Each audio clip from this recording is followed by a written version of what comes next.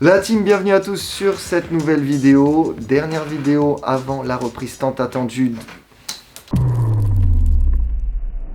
T'es sérieux toi? Donc soit tu redescends, soit je t'assure, la putain de ta rage, je te dis quoi. Avec notamment un très gros match contre la réserve de la JOCR. Donc si vous n'êtes pas encore abonné, pensez à le faire, ça arrive dès mardi prochain. Ou mercredi si je suis en retard, c'est pas impossible. Sur BetClick, la cote elle est à 1,01. Du coup, avec Choupinou et même la plupart de mes coéquipiers cette saison au JDF, on va répondre à toutes vos questions, les questions les plus tabous, des questions sur la saison, des questions individuelles, des questions awards même. Qui est le plus technique, qui est le plus rapide, qui est le plus gros boucher, qui est le plus lent. Non, celle-là on l'a pas mise. T'as 5 secondes pour vendre la FAQ et ça commence. Cette semaine, pas de QDF, du coup petite FAQ et vous allez voir des réponses à toutes vos questions et franchement c'est top. Donc bonne FAQ à tous. Quelle équipe vous a le plus impressionné dans cette première partie de saison? Je pense qu'on est tous d'accord pour dire que c'est Sochaux. Le match de Sochaux. Sochaux, avec le nombre de pros qu'il y avait, tout ça, c'était vraiment fort. Au-delà de ça, il y avait beaucoup d'intensité, techniquement c'était propre. Franchement, c'était le match le plus dur pour cette première partie de saison. Sochaux et Mâcon. Ils ont été très complets. Avec quand même 2-3 autres équipes peut-être un peu en dessous mais qui m'ont quand même impressionné, qui sont Pontarlier, Guignon et Sochaux. Qui est le plus technique de l'équipe? Marco. Ayoub. Marco il est technique mais plus dans les skills. Faou aussi il est technique. Marco. Ayoub. Faou. Je dirais Faou. Faou sans hésiter. Faou. Ayoub, Ashraf aussi fait quelques skills. Je dirais Marco, Ayoub et Ashraf. H et Sony. Sony il est très technique. Est-ce que jusqu'à maintenant vous êtes satisfait de votre première partie de saison? Non, parce qu'on n'est pas premier. Les objectifs ne sont pas atteints donc on ne peut pas être satisfait à 100%. On s'est tiré une balle dans le pied sur les 2 derniers matchs. On aurait dû au moins prendre 3 points sur 6, on en a pris qu'un. On est toujours en course, donc faut pas retenir que le négatif, non. On a joué que 11 matchs, c'est pas catastrophique, ça reste un beau classement. C'est à nous de faire mieux sur la deuxième partie de saison. Qui est le chouchou du coach?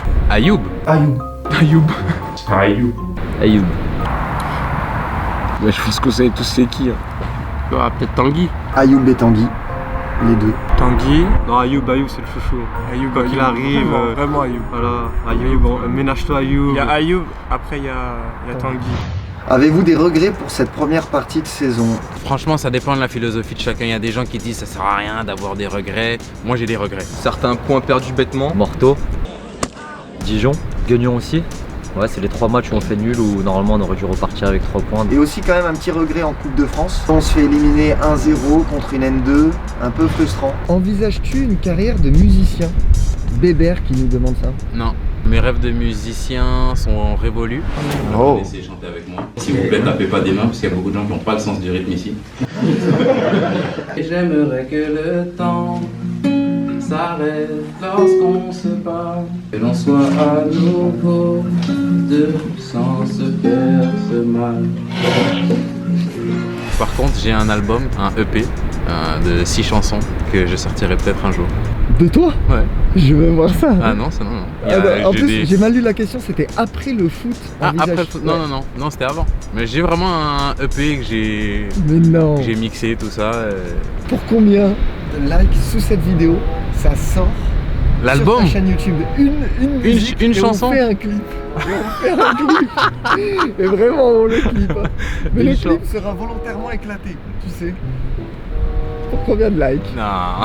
30 000 on fait un son. On fait un clip. 30 000 Voilà. on fait le clip. 25 000 je sors un son. Pensez-vous que c'est encore possible de jouer la montée? On est à 6 points du premier. Les leaders, sans vouloir leur manquer de respect, je les ai pas trouvés impériaux. Même si on a quand même du retard sur Pontarlier, le championnat il est encore très long. Il reste 15 matchs, soit 45 points à prendre. Donc, Tant que mathématiquement c'est possible. Faut y croire, hein, sinon on arrête de jouer là maintenant. Si on joue à la hauteur de nos qualités et de nos ambitions, on peut aller la chercher. Qu'est-ce que vous engagez à faire en cas de montée? À dégrader, hein, ça c'est bien dégradé. Honnêtement, je pense que je peux me faire un petit tatouage. Je me fais tatouer la cathédrale de Dole. C'est chaud quand même. Hein. Non, en vrai, un petit tatouage symbolique en lien avec cette saison-là. Je ne ferai pas de teinture, je ne couperai pas les cheveux, c'est mort. Je fais la boule à 0 et je cours tout nu dans la ville. Place Grévy, je me mets tout nu, je cours. Pour le dernier match de la montée, une teinture ou un petit tatouage qui marque cette année-là? prendre une prime de montée, monter en N2 et passer des belles vacances. Engage-toi à faire un truc pour la Faut que je m'engage à faire un truc. Je me rase la moustache. J'avais une autre idée du coup. C'est pas toi qu'on a posé. Ok, d'accord, elle était grave bien mon idée. C'est quoi ton idée? On sort l'album.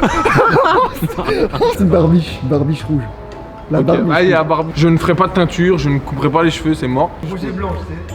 Là, t'es fou. Avec marqué Pasteur aussi. Là. Petite teinture, si tout le monde le fait de l'équipe, moi je serais là. Teinture rouge, en mode dégradé bas, teinture rouge, en bien. Quels changements vont être apportés dans le fonctionnement du club pour la deuxième partie de saison? Le coach va plus accentuer sur la condition physique, aussi plus de travail athlétique. Le travail plus défensif et surtout le travail mental. Le staff veut qu'on insiste un peu plus sur l'agressivité, l'envie. Et je pense qu'ils ont raison parce que c'est principalement ce qui nous a manqué sur cette première partie de saison. On va peut-être nous mettre un peu plus la pression, plus la fin de la saison arrive, mais c'est normal ça. Le plus beau but de l'année? Je crois que c'est Fawzi à Dijon, frappe de loin, lucarne opposée. Moi, Will. Lequel? Côte Morteau. C'est exactement la même que je pense. Il y a Marco contre Guigny. Kylian contre l'Argentine. Faou, Saint-Apo. C'est celui de Faou. Faou contre Saint-Apo. Il est sans élan, juste il l'enroule comme ça, poteau rentre en lunettes.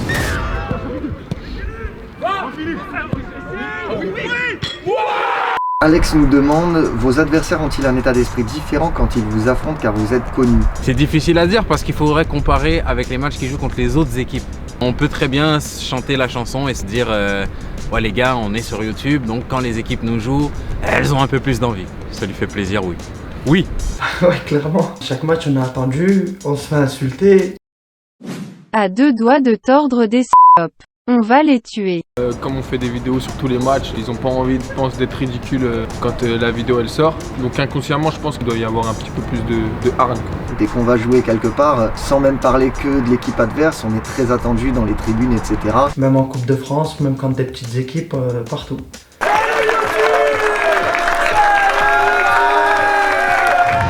Val, penses-tu qu'après cette première partie de saison, le JDF est le club dans lequel tu t'es le mieux senti de ta carrière? Je peux dire oui, même si en fait c'est un peu paradoxal parce que l'année dernière je me sentais super bien. À titre perso même, j'avais fait un très bon début de saison. Donc si on n'avait pas eu des résultats à titre collectif si mauvais, ça se serait tapé avec l'année dernière. Mais du coup, au vu de nos bons résultats cette saison, c'est clairement la saison où je me sens le mieux depuis un bon petit moment en tout cas. Ça vous a fait quoi d'intégrer le monde YouTube grâce à Val? Je peux pas te mentir, quand Ashraf il est arrivé au club et qu'il commençait à filmer, je disais tout le temps, moi tu m'oublies. Vraiment, je disais je suis pas là, je suis pas du tout dans le truc, c'est pas pour moi. Et regarde, aujourd'hui je fais que des vidéos, c'est un truc de ouf. Ah, c'est marrant, on voit aussi tout le travail qu'il y a derrière. C'est spécial au début, hein, parce que quand des personnes t'envoient des messages pour avoir une dédicace ou un maillot, ça fait bizarre. Mais en tout cas c'est sympa en vrai de voir les vidéos, de voir nos résumés de matchs, de voir un peu comment le groupe vit et tout. Je pense que ça nourrit un peu la petite partie narcissique de tout le monde, on aime bien se voir. Je parle pour moi,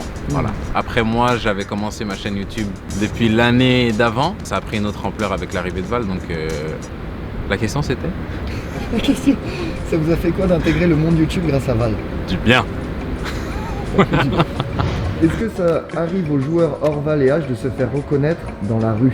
Bien, on allait manger et Tanguy s'est fait reconnaître par le mec. On était au McDo à Dole. C'est pas bien. Mais faut pas le dire au prépa. Non, non. Bah, y a un serveur du McDo qui m'a dit bah, je t'ai vu dans la vidéo de Val, il était content, mais bon voilà. C'est toujours bien de discuter un petit peu avec lui. Je suis allé faire un five avec des potes et les gens en face je les connaissais même pas et ils m'ont reconnu tout de suite, tu vois. J'ai fait marché de Noël à Colmar, j'entends Jordan, je me retourne et du coup je vois un abonné qui m'a demandé une photo, donc j'étais très content, très gêné à la fois parce que tout le monde s'est retourné en se demandant qui j'étais. Ils ont vu un mec avec son verre de vin chaud et ils n'ont pas dû comprendre, donc non mais en tout cas c'est cool parce que c'est toujours bienveillant et... Quel est l'objectif de la saison pour le club et pour toi Val?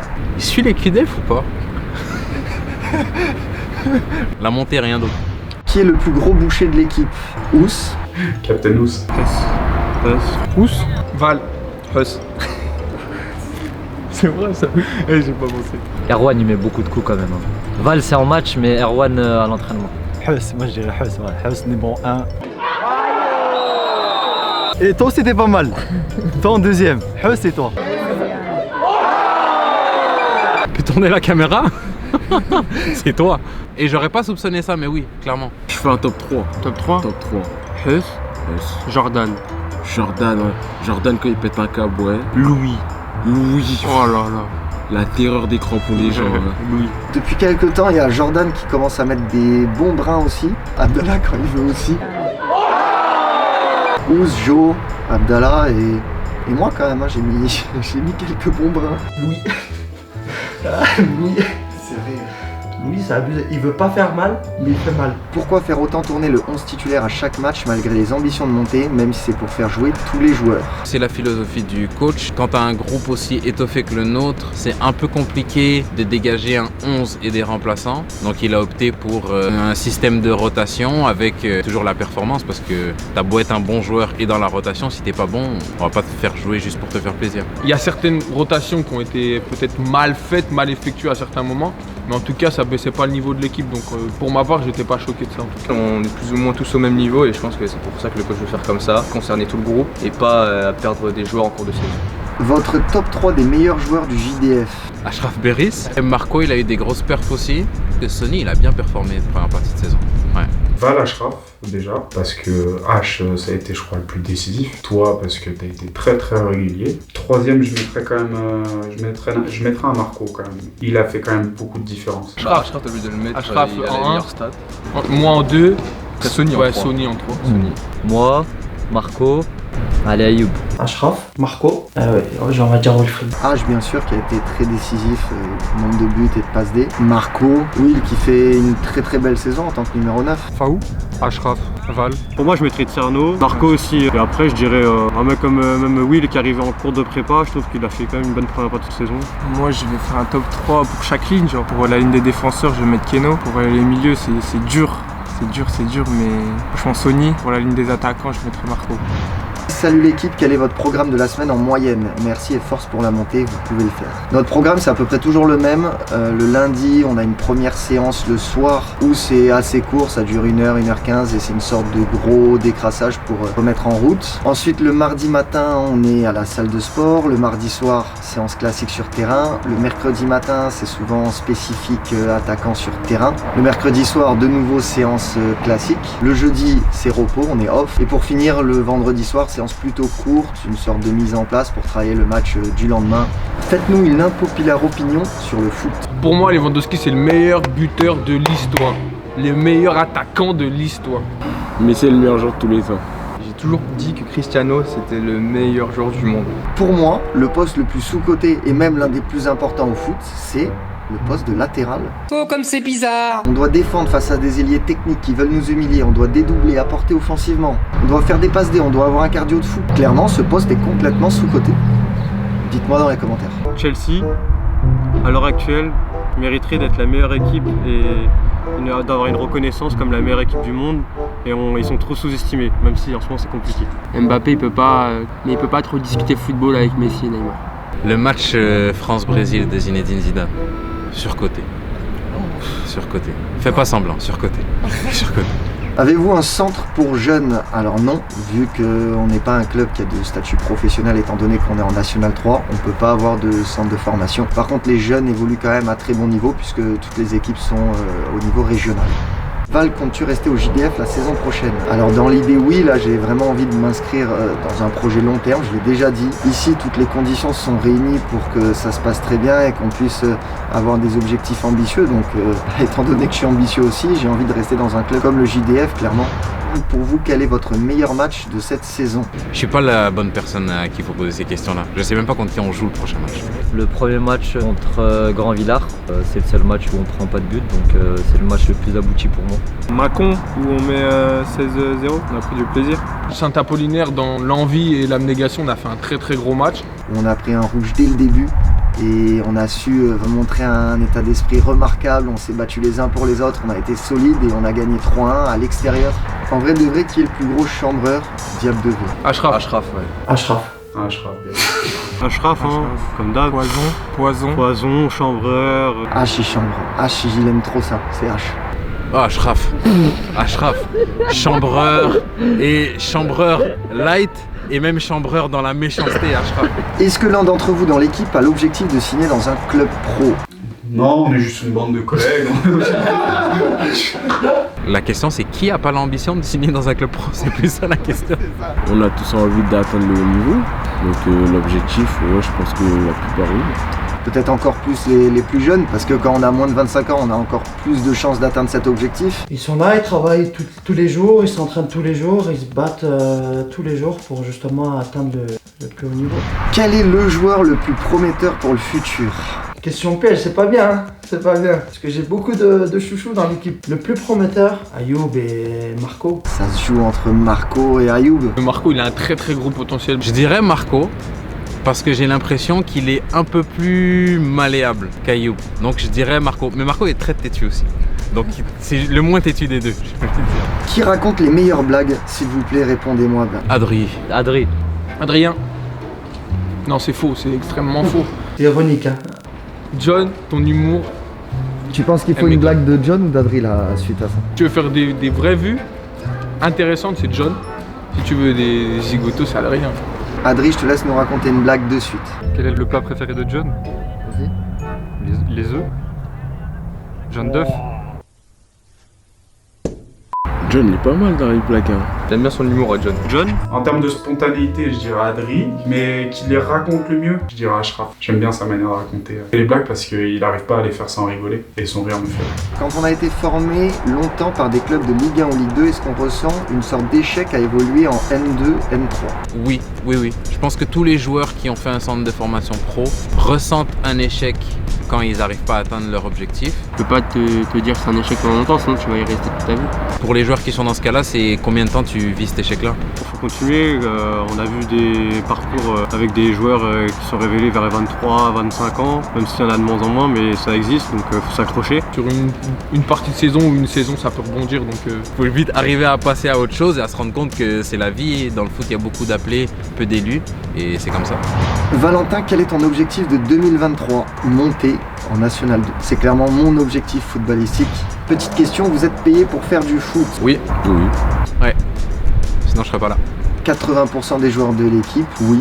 Même si certains ont des contrats qui leur demandent aussi quelques obligations à côté, du style entraîner les équipes de jeunes pendant la semaine, faire quelques missions pour le club en plus. Mais l'essentiel du temps, notre taf, c'est d'être sur le terrain et de jouer au foot. Le plus gros salaire? Ah, je suis tranquille. Peut-être Théo? Faou. Je dirais Faou.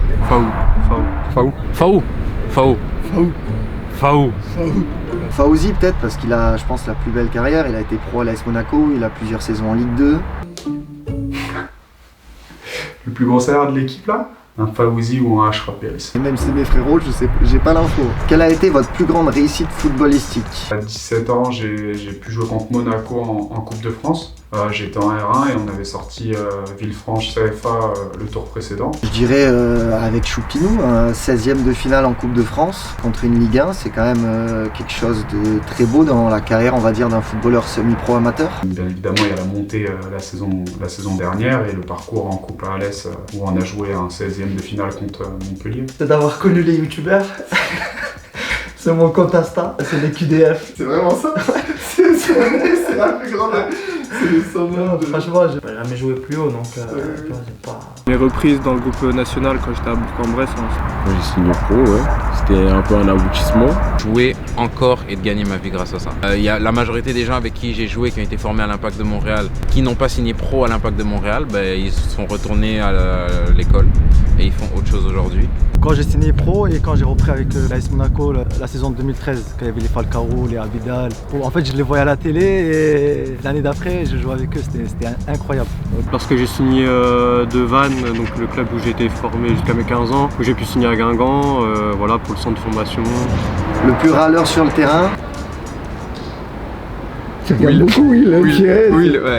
Quand ça va pas dans leur sens, H, Marco, c'est les plus gros. De manière générale, Ayoub. Ayoub, il râle beaucoup quand même. Ayoub, ouais, ça disjoncte mentalement. Ayoub, Marco des fois. Marco, hein, quand il perd un Marco, il rentre. Ouais, dans les boudeurs, il y a Will, il y a Ayoub. Je pense que c'est moi, mais là ça va, je me suis calmé. Marco, parce que Marco c'est chiant, Marco. Marco, il peut baisser la tête, mais il va pas trop râler non plus. Tanguy peut vite bouder aussi. Oh, Tanguy, c'est pas mal. Tanguy, tu fais pas la passe, il lève le bras. Ouais, Tanguy. Jordan aussi. très mauvais perdant. On prend vite sa douche et il est déjà chez lui, je n'ai pas encore pris ma douche. Val, quels sont les futurs projets de ta chaîne YouTube? Sinon, je vous adore ceux du JDF. Ah, merci Enzo. Complétez la chaîne par d'autres vidéos, notamment avec le concept sur le rinté, où à chaque fois je reçois un gros guest et je teste son niveau. C'est une sorte de carte fut, mais vraiment plus poussée, où on teste technique, tactique, physique, mental. Et après quelques autres surprises, notamment une au mois de mai et d'autres qui arriveront dans l'année, ça va être très sympa. Quelle a été la plus grosse désillusion ou déception de votre carrière de footballeur? Devoir signer à Dole. Le Jura. Pas de signer à Dole, mais je pense que ma plus grosse déception, ça a été de pas avoir l'opportunité de prolonger avec Alex. Parce que là, c'était une grosse déception dans le sens où j'ai fait beaucoup en 2 ans, j'ai beaucoup donné, que ce soit physiquement et mentalement. Pour moi, je méritais au moins avoir cette opportunité-là. C'est le dépôt de bilan du club de Istres, qui était en Ligue 2 à l'époque. Je me suis retrouvé sans club alors que j'étais en U17 NAS, ça se passait bien pour moi. Ça a été un bon petit coup dur. Ma blessure à Pau, les croisés, je pense. En national? En national, ouais. Je pense parce que j'aurais pu me relancer parce qu'en national, voilà, il y a des clubs et tout. Partie de Guingamp, j'ai pas été conservé à la sortie des 19. De pas avoir eu ma chance. Avec la nationale? Ouais, avec la nationale. Le plus rapide.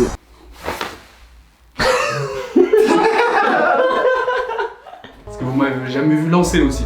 Moi, c'est juste sur petits espaces, ouais, ok, je suis lent, mais lancer, c'est autre chose. Toi, je trouve que tu vas vite. Marco, il va vite. Ouais, toi. Marco, je pense qu'il n'y a pas de doute à ce niveau-là.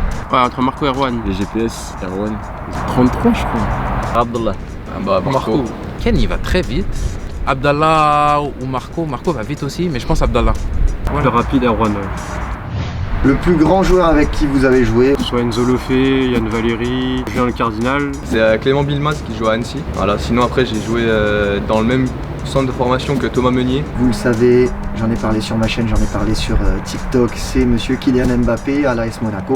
Jérémy Ménez. En jeune, mais c'était très jeune avec Samuel Umtiti et Nabil Fekir, donc je peux pas faire mieux que ça, mais en senior, Boulaye Dia et Amin Zbaye. Grégory Thiel qui a fait la Ligue 1 de la Ligue 2, beaucoup de nationales, Aurélien Fèvre, Boulaye Dia qui joue encore aujourd'hui, la Real, Reims, Salernitana maintenant. La plus grande carrière, je pense Boulaye peut-être. T'as pas joué avec Drogba? Ah Même si c'est pas beaucoup, mais... Non, je me suis entraîné avec Drogba. Oui, Drogba. Un seul nom, Drogba. Fin de cette FAQ, j'espère que vous avez tous kiffé. Bien sûr que vous êtes régalés. On vous invite à activer la cloche, à vous abonner parce qu'on l'a dit. Le petit pouce bleu aussi, c'est toujours sympa, et un petit commentaire. Pourquoi vous abonner? Parce que la semaine prochaine, le grand retour de QDF, cette deuxième partie de saison. Énorme reprise, on doit faire une grosse deuxième partie de saison, vous l'avez compris, pour aller essayer de chercher la montée. On affronte un club de Ligue 1, la réserve pro d'Auxerre, de la GIA. Auxerre, exactement. On vous fait des Diables de V. Des Diables de C. Et on se retrouve la semaine prochaine. Ciao, ciao la team. Ciao la team.